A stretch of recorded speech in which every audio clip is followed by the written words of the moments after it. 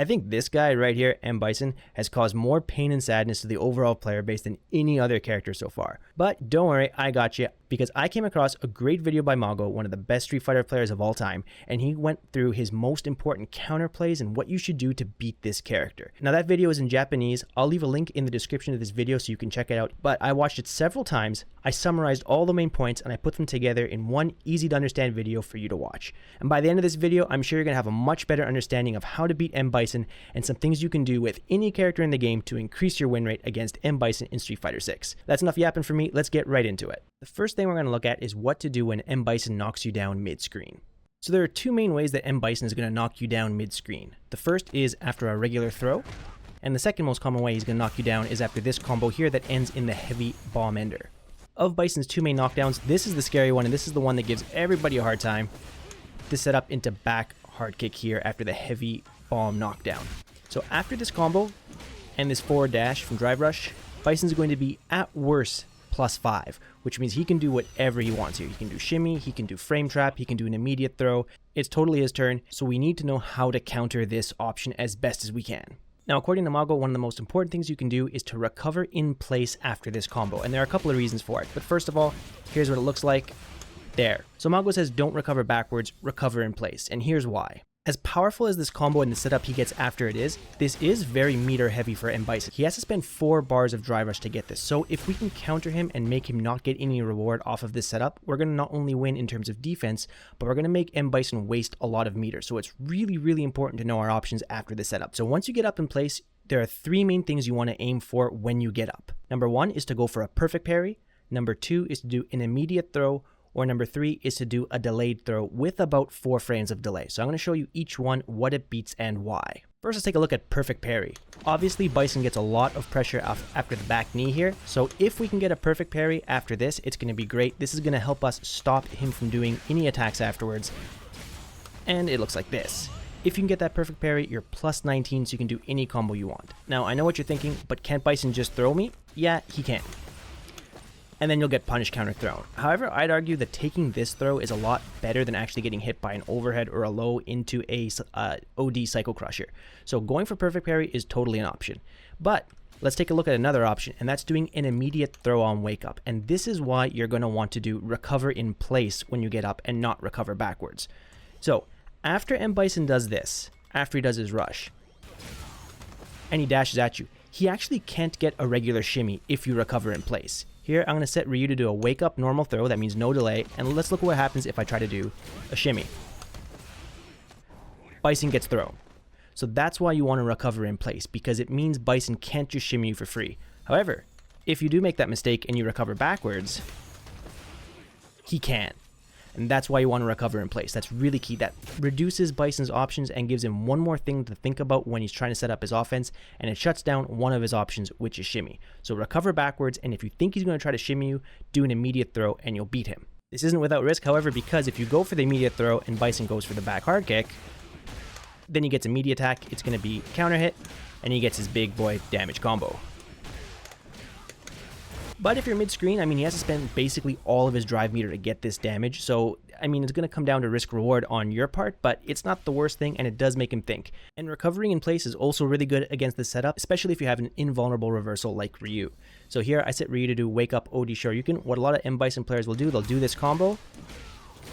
They'll drive rush into something, a light punch, to bait your DP, recover in time to block it. And M.Bison gets a ton of damage if he blocks your reversal, because he can go into like this, to this, you know the drill. But if you don't do the Shoryuken, or if you don't do the reversal and he tries to bait this, let's see what happens. Alright, he's still +4, he's still at advantage, but he's not in throw range, which means if you react to him doing that whiffed jab or like whiffed standing light kick and you just walk backwards instead, you're going to end up killing his pressure. So here, let's set Ryu to do walk backwards for as many frames as we can, and let's see what it looks like. There, you're walking away and now he's totally lost all of his pressure. So if you see that jab, or if you see standing light kick from Bison after he does his drive rush, holding back is actually a pretty good option to get out of his face and to keep him from pressuring you even more. Just keep in mind there is a bit of a rock, paper, scissors element here, so you can't be right all the time. However, if you do want to take the safer route, what Mago recommends is doing a 4-frame delay throw. Now, of course, this is manual. It's going to be hard to make it 4 frames perfect every time, but if you practice it in training mode, you're going to be able to get more consistent with it. First of all, if I do a rush like this with Bison after this move, I drive rush forward. With a 4-frame delay, he also can't shimmy. 5-frame delay, unfortunately, he can shimmy you. So we'll check it out. It looks like this. So he does have enough frame advantage to shimmy you there. That's why you have to practice this. Then because there is a 4-frame delay on this delayed throw, if he goes for the meaty back hard kick, you are going to be able to block it. Then if he goes for a throw afterwards, like this, you're going to be able to tech that too. So that shuts down a ton of his options, and that's probably like the quote-unquote safest option for you to do. But again, there is that element of execution difficulty because it is a manually delayed 4-frame throw. But if you practice it, it does shut down a ton of Bison's options. What can he do to beat this? Well, he can backdash against you. Now, this is a pretty niche counterplay by Bison, and I don't think most Bison players that you're going to be fighting online know how to counter this with a backdash. So learning that 4-frame delay throw is really good, and if you do fight a Bison that does this into backdash and beats you, well, that just tells you that you're fighting against a Bison player who's really done their homework, knows the matchup really well, and I don't think you have to feel too bad about losing to that option then, because you're just fighting against a really good player. If you do end up blocking the back heavy kick after the sequence, one thing you don't want to do is get punish countered here or counter hit, because Bison gets a chunky combo off of this. It's really easy, and you're going to be under half your health here. So according to Mago, the best thing to do is just to take the throw here to minimize the amount of damage that you're going to be taking, and to make Bison spend a lot of meter to get like not a lot of damage really. Take the throw, play a little bit more defensively, and make Bison spend his meter to keep on pressuring you, hopefully putting him into burnout and letting you create a comeback after that. Alright, next let's look at his mid-screen throw. So unlike his drive rush combo that ends in the heavy bomb, after a mid-screen throw, you always want to make sure that you're doing recover backwards. So if he dashes after this, after a regular throw, he's +2, which means he gets a meaty throw and he gets a meaty frame trap. So here's the throw option that hits meaty. You can't push a 4-frame. There, he's +6, which means he can go into crouching medium punch for there, and he gets this combo afterwards. So you don't want to get hit by this. So Bison's still going to be +2 if you recover backwards, but he's not in range to actually set up a strike throw shimmy mix-up without spending bar, like without spending drive gauge. Make him spend the bar to keep on pressuring you. Alright, so the next thing that Mago talks about is dealing with Bison's corner pressure, and specifically what he does after this, the light version of this move, and the medium version of this move, because those are the two most common enders that you're going to be getting hit with if you get knocked down in the corner, depending how he sets up his pressure. So according to Mago, the most important thing is to look to see if Bison is dashing after either the light version or medium version of this move. They'll do dash forward as a frame kill to get auto time meaties, but if they go for this, if M.Bison players go for this option, they actually don't have time to shimmy you. So there, M.Bison loses to an immediate wake up throw after the light version and even after the medium version of this special move. So if you notice that he's doing that, immediate wake up throw is an option if you notice that M.Bison players are doing that all the time. Now, of course, if you go for that and they kind of get a read on your patterns, they can always go for like dash in medium punch, which will get them a counter hit. But again, the important part here is changing up your options and knowing what you can do. Alright, so the next thing we're going to look at is how to deal with Bison players who keep on doing back hard kick against you in the corner. Now, the first thing we have to understand is what this is on block. So this is actually only +1 for M.Bison on block. So you actually have quite a few options that you can do on defense to make M.Bison work really hard for his pressure and his defense afterwards. First thing Mago suggests is just to like make sure you block one regular back hard kick. So not a drive rush, that's going to be +5 at least. Just block one regular one. Then after you block one regular one thing he suggests is trying to do a backdash. So let's see what happens if we do a backdash after one of these. So you will get hit by the back hard kick if he goes for a second one, but he's only +4 here, which means all M.Bison can get is like this combo here. Even if you have a mine on you, that's really low damage for M.Bison taking a bit of risk because this is 10 frame startup and he's only +1. Here, if he decides to go for a throw after, you're going to be able to backdash it. And if you're right with your backdash and he does go for a meaty throw after this, you're going to be +6, which means you get to do a nice punish against Bison for that. And it would look something like this. Another really good option for you after blocking one knee is actually to do a 4-frame move afterwards. M.Bison's only +1, and if you understand how +1 works in this game, it means that Bison can't get a throw frame trap on you. So here I have M.Bison doing knee into throw, but if you do a 4-frame normal, you'll actually beat Bison for going for the throw. Because in this game, if an attack and a throw connect on the same frame, which is what happens in this example here, then the attack will always win in Street Fighter 6. It's just how the game engine works. And that's why, after blocking a single knee, if you think M.Bison is going to go for a throw, doing a jab is really good. And what I suggest here is just autopiloting into your medium punch, either standing or crouching, because if you're right, you'll always get a counter hit, which means you get an extra +2 frames, which means instead of doing for something like this, like jab, jab, which doesn't have that much damage, you can get more damage by going into your medium attack instead. Or if you want to spend the drive rush, you can spend meter with your drive gauge there. It's also really important to remember that M.Bison can't actually keep on pressuring you with like back knee over and over again. It's a 10 frame move, he's only +1. So if you push any 4 frame button, you're going to beat all of his buttons after that, except for like standing light punch and crouching light punch, because those are his 4 frame moves. And yes, if he gets a counter hit combo there, it's going to hurt. It's going to look something like this. So yeah, M.Bison does have that option, but he's also taking a risk by doing a 4 frame move there, because you can always go for a perfect parry instead. And then you get a ton of reward after that. So if you think he's going to frame trap you with a light punch, like a 4 frame move after his back knee, try to go for a perfect parry, because the reward you get for it is actually really, really good. So this takes us to the third and final part of this video, and that's what to do in neutral and how to play footsies against M.Bison. And Mago's first recommendation against this character is just not to try to win the neutral game. Don't play footsies, because you can't beat him at it. It's the strongest part of his overall gameplay, and he's just on another level compared to other characters in terms of neutral control and footsies. Things like medium kick scissors, light kick scissors spaced out properly are really, really good. He's got one of the fastest drive rushes in the game. His crouching medium kick is amazing. His crouching medium punch is also amazing. So you don't want to try to beat him in a straight fundamental footsies game, because you just can't, according to Mago.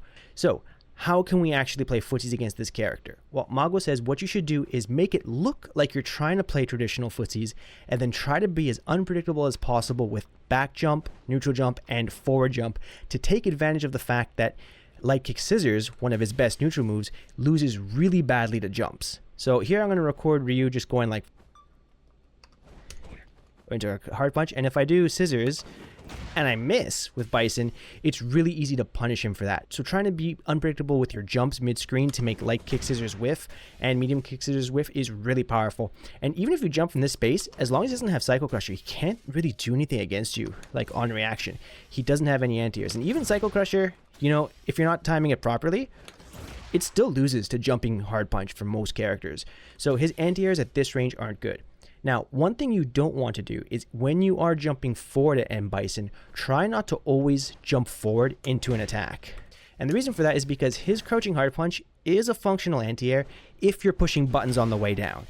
See there, I'm trying to anti-air Ryu. I even did it kind of late and I got it. So you don't want to push buttons. What you want to do is try to empty jump at him.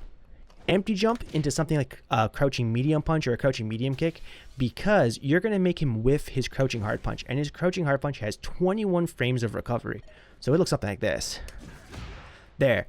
Because you didn't push a button, you didn't extend your hurt box, which means it's not going to hit you. This move doesn't have a lot of range, and then you'll be able to punish counter him when you land during his recovery frames of that.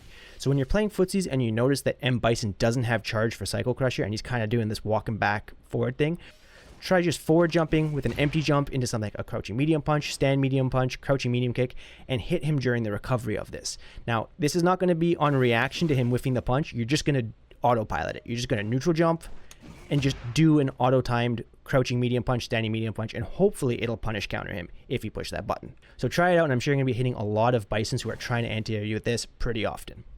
And as I said before, back jumping and neutral jumping is really good. You're going to want to try to add your neutral jumps and back jumps once he's inside of his light kick double knee press range.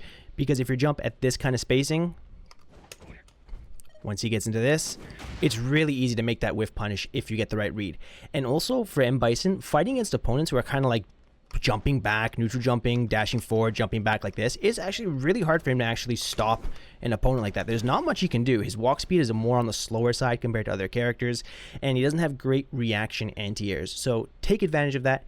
Make the M.Bison player feel really frustrated with the way you're using your movement and try to confuse him that way. And then when you find an opening, that's when you can go for a whiff punish, or when you can go for like a drive rush in to try to catch him off guard. Or as we said before, do the empty forward jump into the crouching medium punch, and hopefully you'll be able to land that punish counter against him, Or hopefully you'll be able to make him whiff a light kick or medium kick double knee press, and you'll be able to get the punish counter against that.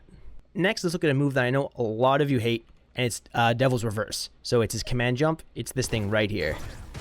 When this character first released, this was actually really hard to anti-air, but he got nerfed in Season 2.5, and this is actually much easier to anti-air now. What you want to do is, if you have like a Shoryuken style anti-air, you don't want to use that as your anti-air. You just want to use a general crouching hard punch normal attack anti-air, because they made this so much easier to hit out of the air in Season 2.5. Now, if he's jumping at you directly, you can just do this. You can do it pretty late. It'll still work. And you do get a forced knockdown. So if you hit him high enough, you'll be able to connect with either a special or a super after that. So have your special or your super ready.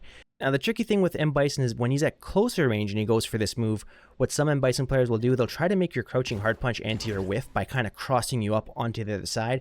But here's an easy counterplay you can use against that. What you can do is you can just kind of like walk forward a bit and then go for your crouching hard punch. If he decides to go all the way on the other side of the screen, you will be safe against this. There. He's not going to be able to whiff punish you by doing that. And if he does it closer to you, then you should still be able to get the walk forward, crouching hard punch anti-air. But generally, walk forward and staying in place seems to be the safest two options according to Mago. So try those out if you haven't tried it already. This move got much easier to anti-air now in Season 2.5. Mago goes over a couple of other more niche counterplay options, but I left them out of here because I thought they were a little bit too specific and a little bit too difficult for maybe most of the people who watch my channel. I left a link in the description to his video, so if you speak Japanese or if you want to deal with like auto translation, you can watch that and try to catch all the things that I didn't include in this video.